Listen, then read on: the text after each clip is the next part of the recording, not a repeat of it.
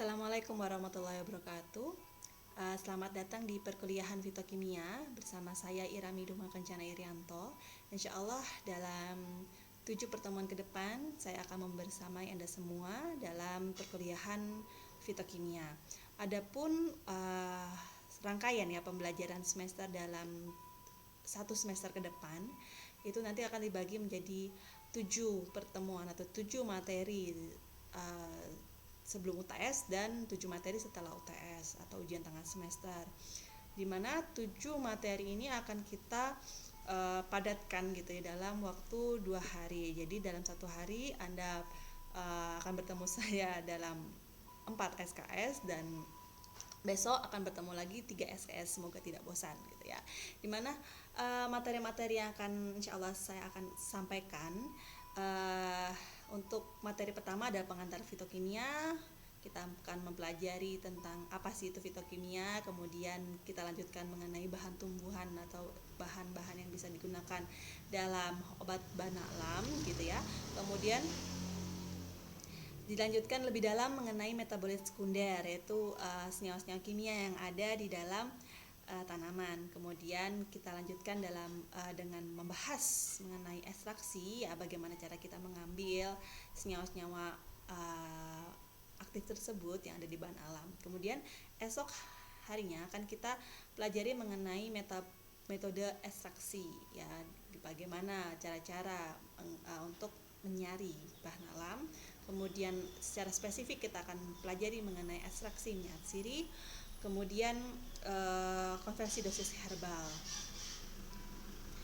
Kemudian akan kita lanjutkan di ujian tengah semester gitu ya. Dan nanti akan diinformasikan selanjutnya kapan sih UTS-nya gitu ya. Nanti akan bersama dengan mata kuliah yang lain.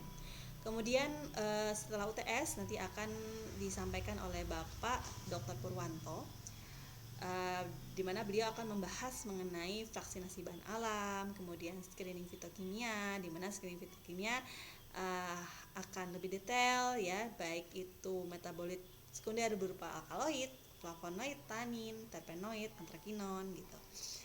Kemudian akan dibahas pula mengenai dasar-dasar kromatografi, kemudian kromatografi planar yang perlu Anda pelajari lebih dalam karena ini sering sekali keluar di ujian kompetensi. Kemudian juga mengenai perkembangan kromatografi ya. Kemudian akan diakhiri oleh ujian akhir semester. Ya, sebelum kita mengetahui mengenai senyawa-senyawa ya, kita bahas terlebih dahulu apa sih itu obat tradisional. Mungkin ada yang tahu? Ya, mungkin secara kata kunci gitu ya. Kata kunci adalah turun-temurun ya, secara tradisional digunakan gitu ya, bahan alam gitu ya. Ya, betul. Jadi obat tradisional ini adalah bahan atau ramuan bisa berupa dari tumbuhan, dari bahan bagian hewan, mineral, atau campuran dari bahan-bahan tadi yang digunakan secara turun-temurun, mungkin dari eyang ya, kemudian diturunkan ke anaknya, ke cucunya, digunakan untuk pengobatan atau sekadar untuk memelihara kesehatan. Mungkin kita sering melihat seperti tanaman-tanaman di bahan-bahan di dapur gitu ya, baik itu mungkin kunyit ya, temulawak, rimpang-rimpang lah ya, kemudian juga umbi-umbi seperti bawang merah ya, kemudian lalapan ya, seledri gitu ya. Nah, ini sering kita jumpai di dapur dan ternyata juga setelah kita konsumsi itu membuat tubuh kita lebih sehat gitu ya, lebih nyaman ya, atau juga tidak mudah terserang penyakit gitu ya. Bukan hanya dari bahan di dapur, tapi juga buah-buahan gitu juga bermanfaat ya, memiliki manfaat untuk kesehatan. Selain itu juga tanaman-tanaman hias seperti bunga-bunga ya. Ini mungkin ada yang tahu ini bunga apa? Selain itu juga bukan hanya dari buahnya, tapi juga limbah dari buah seperti kulitnya ya, bijinya itu ternyata juga bermanfaat bagi kesehatan kita, atau juga bisa digunakan sebagai pengobatan secara tradisional. ya dari berbagai uh, obat apa yang diketahui memiliki efek ya, memiliki khasiat atau manfaat dari bahan alam tersebut. Jadi para ilmuwan juga berpikir, kita pun juga berpikir, kenapa sih tanaman-tanaman tadi bisa memiliki efek gitu ya, efek farmakologi atau efek yang bermanfaat untuk tubuh kita. Kenapa? Kemudian apa sih yang bertanggung jawab terhadap efek tersebut? Apa sih sebenarnya, apa sih gitu ya? Padahal kan obat-obat itu biasanya kan sintesis itu kan hanya tunggal ya, satu-satu ya, sedangkan bahan alami kan senyawanya banyak sekali gitu ya. Terus kemudian kenapa sih dalam satu tanaman kok bisa efeknya bisa macam-macam? Kemudian bagaimana sih cara mengidentifikasi, mengecek itu senyawa yang punya efek, misalkan antibakteri itu apa, kemudian yang punya efek anti diabetes itu apa, kemudian bisa nggak sih kita mengisolasi sehingga bisa menghasilkan senyawa tunggal sehingga nanti efeknya bisa lebih optimal. Nah itu bisa nggak, itu banyak sekali timbul pertanyaan seperti itu. Dan pada akhirnya para ilmuwan mencari tahu dan akhirnya ditemukan beberapa manfaat, yaitu diantaranya yang seperti Anda lihat tadi.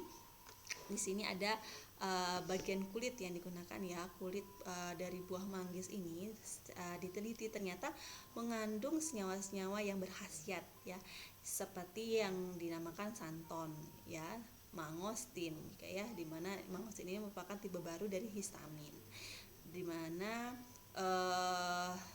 senyawa-senyawa ini itu memiliki efek farmakologi apa saja ya, diantaranya ada anti diabetes, ya, anti kanker, hepatoprotektor ya, antiinflamasi dan antioksidan. Dan kadang-kadang yang perlu kita ketahui ya sebagai sebagai pembelajar yang terutama di bagian fitokimia atau farmakologi, itu kita harus mengetahui juga apa sih itu nama latinnya ya, manggis atau nama latinnya adalah Garcinia mangostana, dimana ini adalah merupakan nama spesies dari tanamannya ya.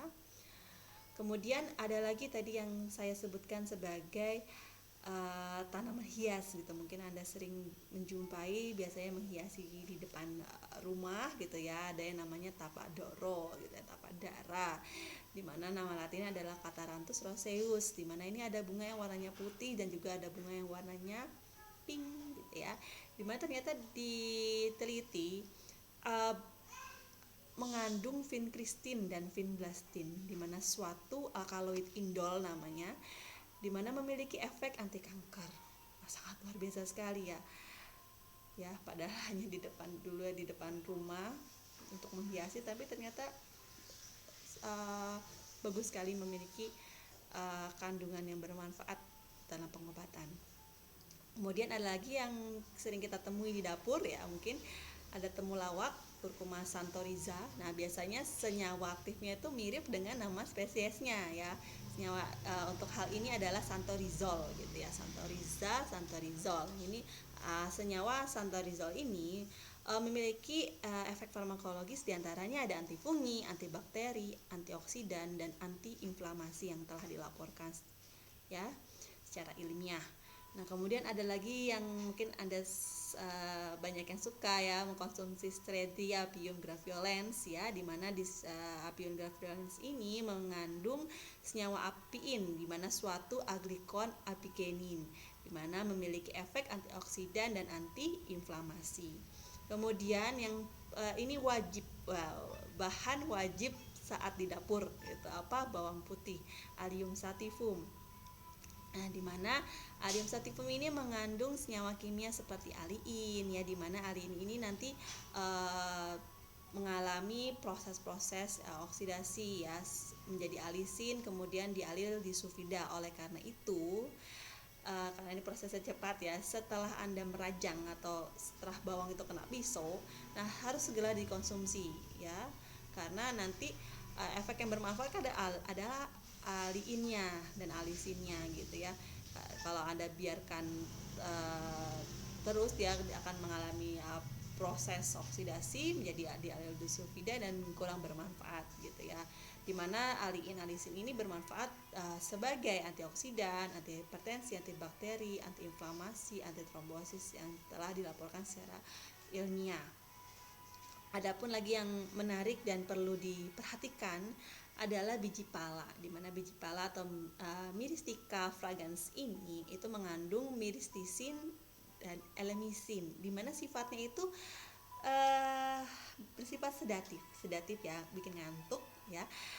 Dan ini yang perlu Anda perhatikan, kalau jumlahnya sedikit it's okay, tapi kalau jumlahnya terus bertambah, nah ini dia punya efek psikotropik ya, dimana telah dilaporkan sebanyak 5 gram serbuk biji pala ya itu bersifat halusigenik, sedangkan jika ditingkatkan lagi itu sekitar 8 gram itu bersifat narkotiknya. Ini perlu Anda perhatikan lebih detail ya, dimana efek dari psikotropik ini mirip dengan meskalin dan amfetamin. Nah ini perlu Anda perhatikan gitu ya, dan jangan sampai Anda ini digunakan menjadi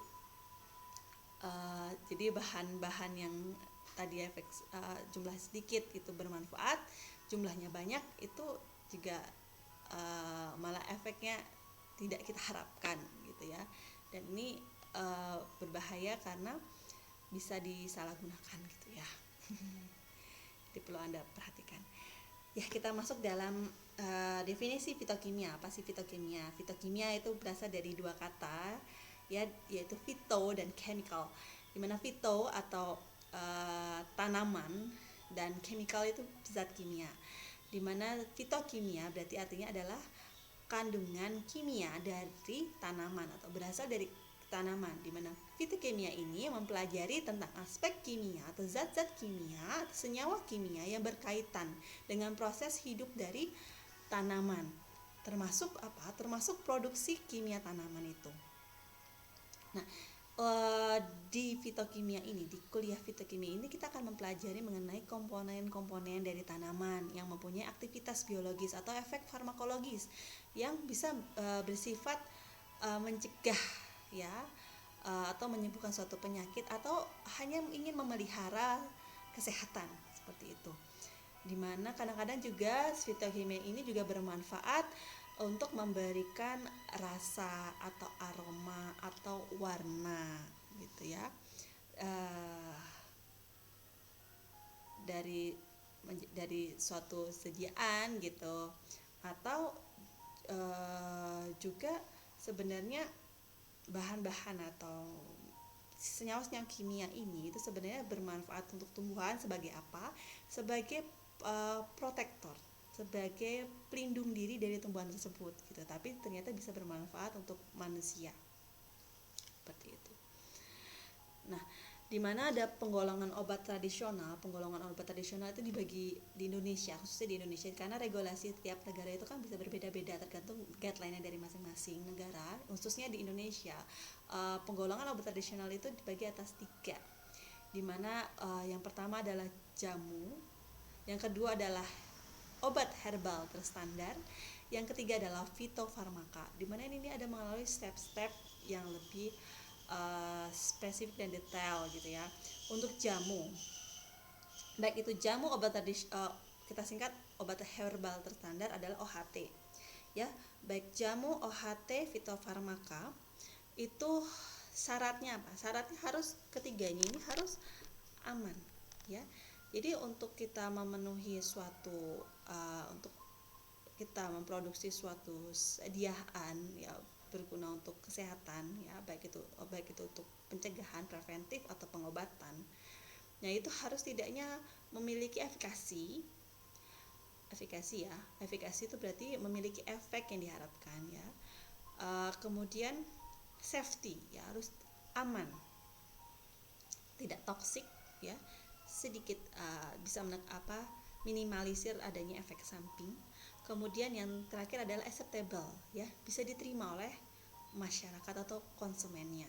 Nah, untuk obat tradisional dalam hal ini adalah efikasinya, amannya ya, amannya itu sebagai syarat utama gitu ya. Jadi dalam kita mencari suatu oh mau neliti belimbing wuluh gitu. Belimbing wuluh ini tentang punya efek antibakteri misalnya, tapi harus dicek juga nanti sebelum di uh, launching ke konsumen gitu ya, apakah ini benar-benar aman atau tidak, apa efek sampingnya seperti itu. Nah itu perlu dipastikan terlebih dahulu. Kemudian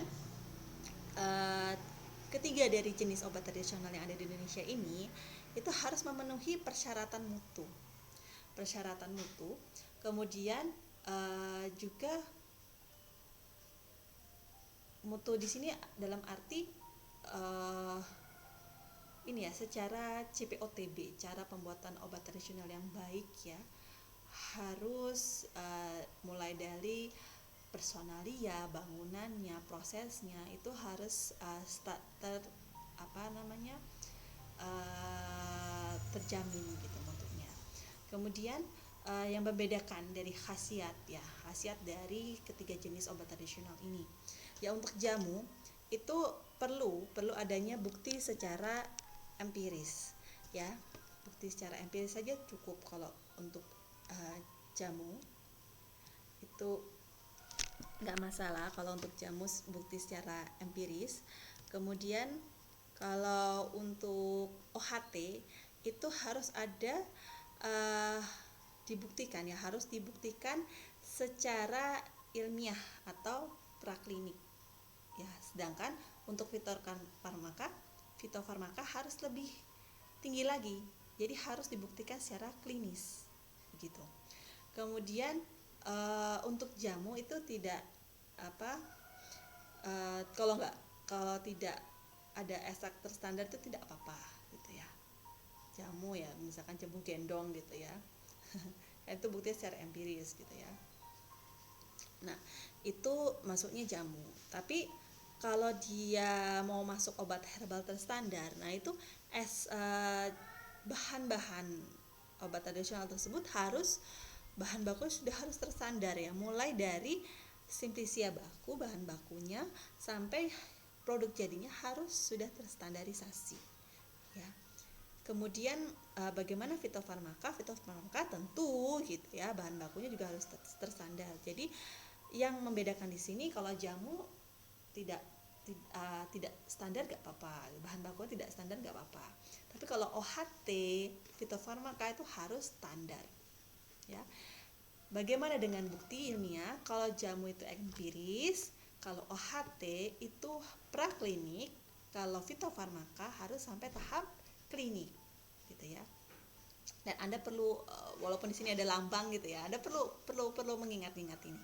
Perlu mengingat-ingat mengenai lambang-lambang yang ada pada sediaan jamu ya, OHT dan fitofarmaka. Bisa dilihat ya, kalau bentuknya gambar daun-daun ini jamu, berarti mungkin Anda besok lihat di apotek atau di toko obat gitu ya, wah ketemu nih bentuknya, lambangnya seperti ini, maksudnya jamu.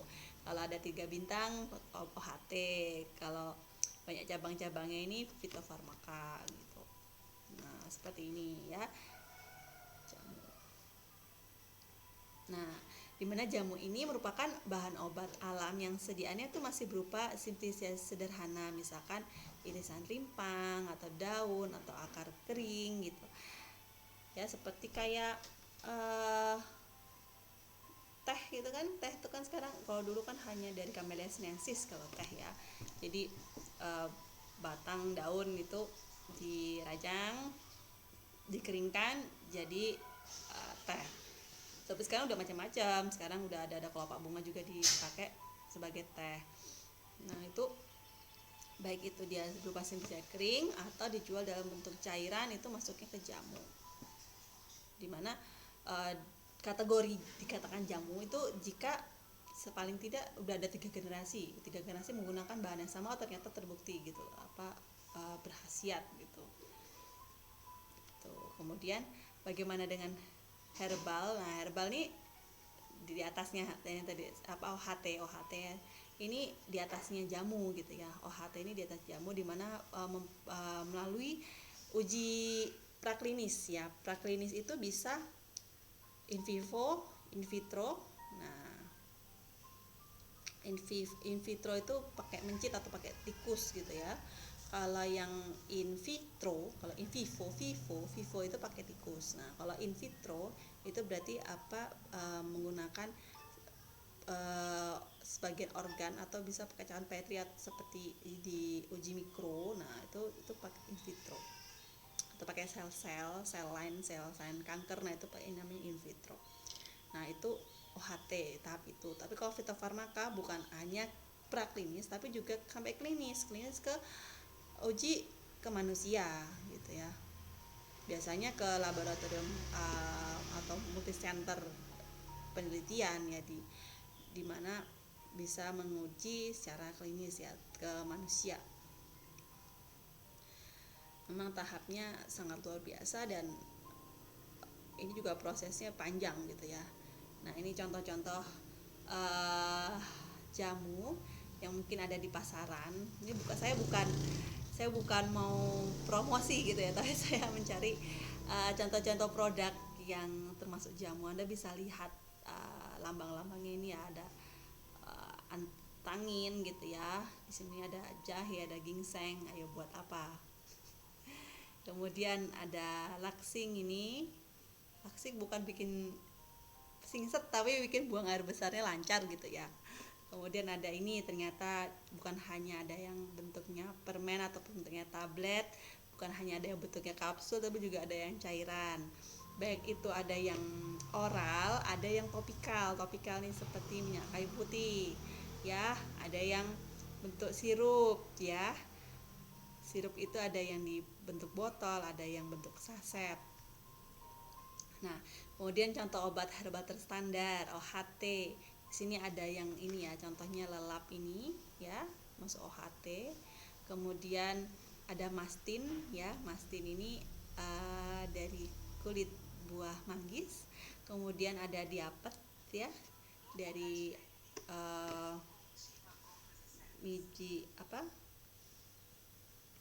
dari daun jambu biji ya. Kemudian fitofarmaka memang sangat sedikit ya, lebih sedikit daripada OHT ya, karena memang karena butuh proses yang lebih panjang karena perlu uji klinis ya. Jadi memang jumlahnya sedikit gitu ya. Contoh fitofarmaka yang sampai sekarang masih eksis gitu ya, itu Stimuno. Ya, Stimuno ini kita bisa lihat lambangnya, itu lambang fitofarmaka, di mana Stimuno kita tahu ya ini berasal dari Phyllanthus nurii, di mana bahasa Indonesia adalah meniran. Masuk Phyllanthus nurii ini masuk dalam famili Euphorbia-ceae, di mana ini berguna sebagai imunomodulator atau memperbaiki sistem imun tubuh gitu ya. Di mana Phyllanthus nurii ini mengandung beberapa senyawa aktif, yaitu flavonoid, fenolik, tanin, alkaloid, isoponin ya, saponin ya, maksudnya saponin bukan saponin gitu ya. Maaf, ini salah ketik ya, ini saponin ya, alkaloid, saponin, ini steroid ya, steroid. Jadi ada tanin, alkaloid, saponin, steroid. Nah, di mana ini memiliki manfaat ya untuk menyeimbangkan sistem imun kita, memperbaiki sistem imun kita. Ini tanamannya seperti ini, meniran, perdu dia, herba, musuh herba. Herba itu adalah bagian di atas tanah. Biasa tanaman perdu tidak ada batangnya. Batangnya bukan berkayu maksud saya. Nah, ini kita masuk ke dalam pembagian penggolongan obat tradisional ya. Dari Permenkes nomor 006 tahun 2012 tentang industri dan usaha obat tradisional, di mana CPOTB atau cara pembuatan obat tradisional yang baik itu adalah seluruh aspek kegiatan ya. Mulai dari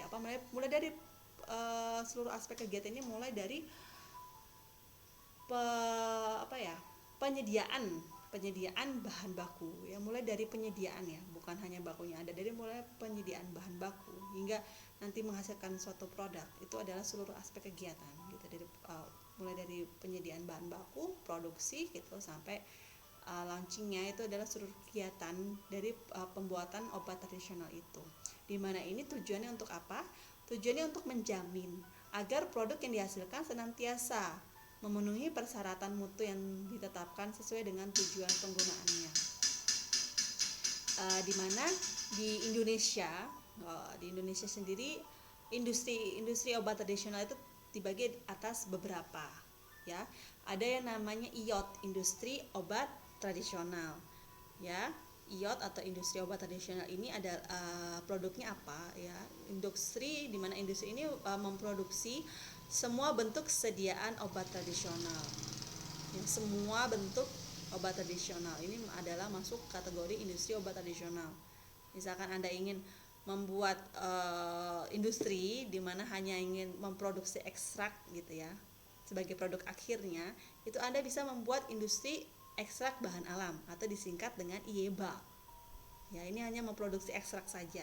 Dimana nanti hasil dari produk ekstrak ini akan bisa disuplai ke industri yang memproduksi produk jadi misalkan buat kapsul, buat tablet. Nah, itu kadang-kadang untuk efektivitas dari produksi dia hanya bahan bakunya hanya berupa ekstrak, kemudian mungkin di package menjadi kapsul atau mungkin dicampur dari ekstrak satu ekstrak lainnya begitu ya.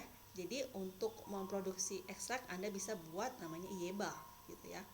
Kemudian bagaimana dengan kita jika ingin membuat sediaan kecuali tablet dan effervescent. Nah, kita bisa pakai usaha kecil obat tradisional. Jadi jika ada yang disebut dengan UKOT, ya, UKOT atau usaha kecil obat tradisional, ini adalah memproduksi apa? Ini adalah memproduksi usaha yang memproduksi semua sediaan semua sediaan tradisional kecuali tablet dan effervescent. Jadi kalau IOT tadi, kalau IOT industri obat tradisional itu buat semua bentuk sediaan.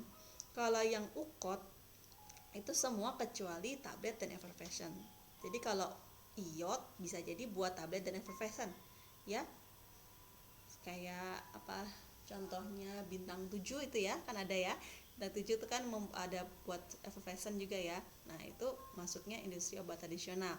Tapi kalau yang tidak membuat tablet effervescent tapi bentuk yang lain gitu, misalkan puyer, nah itu masuknya ke UKOT, usaha kecil obat tradisional. Sedangkan kalau hasil akhirnya adalah ekstrak adalah IEBA. Bagaimana dalam bentuk sediaan kayak parem, tapel, pilis gitu ya, atau cairan obat luar atau rajangan. Nah, itu masuk ke dalam kategori usaha mikro obat tradisional UMOT ya. Untuk yang memproduksi ya depo jamu atau sejenisnya, di mana ini dimiliki biasanya usahanya seorangan. Jika misalkan bombok jamu gitu atau memproduksi bombok jamu segini kan bukan hanya digendong ya. Jadi sekarang udah dikemas banyak sekali tuh jamu-jamu atau sediaan segar dalam bentuk botol-botol. Nah, itu masuknya ini usaha jamu racikan. Itu masuknya usaha jamu racikan. Nah, di mana ini langsung dijajakan ke konsumen-konsumen. Kemudian bagaimana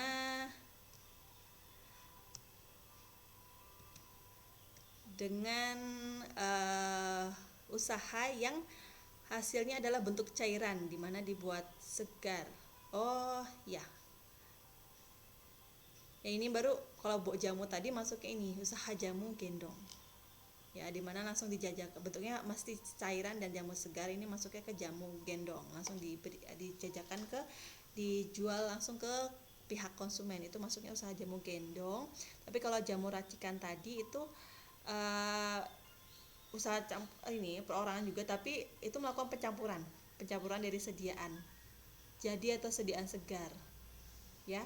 Jadi kalau jamu gendong berarti itu, kalau jamu gendong itu bentuknya jadi dia buatnya dalam bentuk segar, biasanya maksimal 2 hari bisa disimpan, selanjutnya nggak bisa, mungkin sifat fisiknya udah mulai berubah. Nah, itu bisa jamu gendong. Tapi kalau jamu racikan biasanya terdiri dari beberapa bahan segar, itu masuknya jamu racikan gitu. Biasanya kalau jamu gendong itu resepnya turun-temurun itu saja gitu, seperti kayak beras kencur ya, kunir asem ya kan, itu kan bahannya itu saja. Tapi kalau jamu racikan dia sudah mulai mengalami inovasi-inovasi terbaru gitu ya. Sekian apa materi pertama ya tentang fitokimia. Ya, nanti kita akan lanjutkan ke materi selanjutnya tentang bahan tumbuhan. Sekian dari saya. Assalamualaikum warahmatullahi wabarakatuh.